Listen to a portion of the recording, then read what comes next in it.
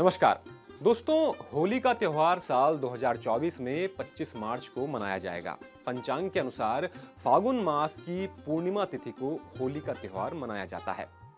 होली के त्योहार से जुड़ी कुछ पौराणिक कहानियों के बारे में आज हम आपको अपने इस वीडियो में जानकारी देने वाले हैं। आपने हिरण्यकश्यप की कहानी तो सुनी ही होगी, लेकिन इसके अलावा भी कुछ ऐसी कहानियां हैं जिनको होली से जोड़कर देखा जाता है।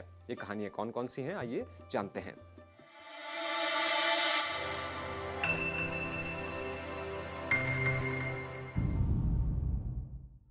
तो दोस्तों, होली से जुड़ी सबसे प्रचलित कथा हिरण्यकश्यप और उनके पुत्र प्रहलाद की है।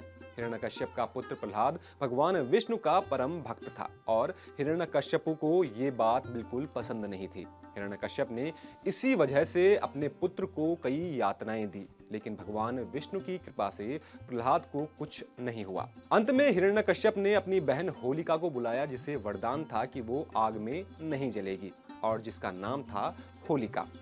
प्रहलाद को मारने की इच्छा से होलिका आग में प्रहलाद को लेकर बैठी, लेकिन भगवान विष्णु की कृपा से प्रहलाद बच गए और होलिका अग्नि में जलकर भस्म हो गई। ऐसा माना जाता है कि तभी से होली का त्योहार मनाया जाता है। ये त्योहार बुराई पर अच्छाई की जीत का प्रतीक भी माना गया है। इसके अलावा दोस्तों, एक कथा ये भी है कि इंद्र ने कामदेव को भगवान शिव की तपस्या भंग करने के लिए भेजा। कामदेव ने उसी समय बसंत को याद किया और अपनी माया से बसंत का प्रभाव फैलाया। इससे सारे जगत के प्राणी काम भावना से भर गए। कामदेव का शिव को मोहित करने का प्रयास होली तक चलता रहा। होली के दिन भगवान शिव की तपस्या भंग हो गई थी। उन्होंने रोष में आकर कामदेव को भस्म कर दिया था और ये संदेश दिया था कि हमें अपने काम यानी कि मोह, इच्छा, लालच, धन, मद आदि पर हमको काबू रखना चाहिए। और होली का त्योहार भी हमको यही संदेश कहीं न कहीं देता है। तभी से होली पर बसंत उत्सव पर्व और होली जलाने की परंपरा चली आ रही है। इस घटना के बाद शिव जी ने माता पार्वती से विवाह की सम्मति दी थी और जिससे सारे देवी देवता काफी खुश हुए थे। तो ये कहानी भी होली से जोड़कर देखी जाती है। इसके अलावा दोस्तों, एक और कहानी है जो है राजा रघु से जुड़ी हुई।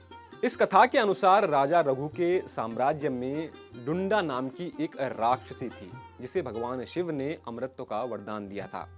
डुंडा ने वरदान पाकर राजा रघु की प्रजा को परेशान करना शुरू कर दिया। खासकर बच्चों को डुंडा बेहद परेशान करती थी। उसके आतंक से परेशान होकर रघु ऋषि वशिष्ठ के पास पहुंचे और उनसे समस्या का समाधान उन्होंने मांगा।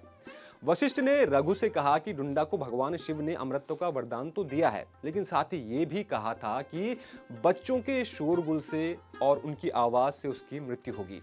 इसके बाद वशिष्ठ ऋषि ने रघु को ये उपाय बताया कि फागुन पूर्णिमा के दिन शीत ऋतु की विदाई होती है और ग्रीष्म ऋतु का आगमन होता है। उस दिन सारे लोग एकत्र होकर आनंद और खुशी के साथ हंसे, नाचे, गाएं और बच्चे भी शोरगुल मचाएं तो डुंडा की मृत्यु संभव है। राजा रघु ने यही काम किया और फागुन पूर्णिमा के दिन सारी प्रजा के साथ उन्होंने शोरगुल मचाया, बच्चों को भी साथ में लिया और खुशियां मनाई, जिसके बाद राक्षसी डुंडा का अंत हो गया। तो ये कहानी भी होली से जोड़कर देखी जाती है। तो दोस्तों, ये कुछ कहानियां थी जिनको होली की शुरुआत का प्रतीक माना जाता है। उम्मीद करता हूं दोस्तों कि आपको हमारे द्वारा दी गई यह जानकारी पसंद आई होगी। ऐसे ही रोचक जानकारियों के लिए चैनल को सब्सक्राइब जरूर करें और देखते रहें एनबीटी लाइव। नमस्कार।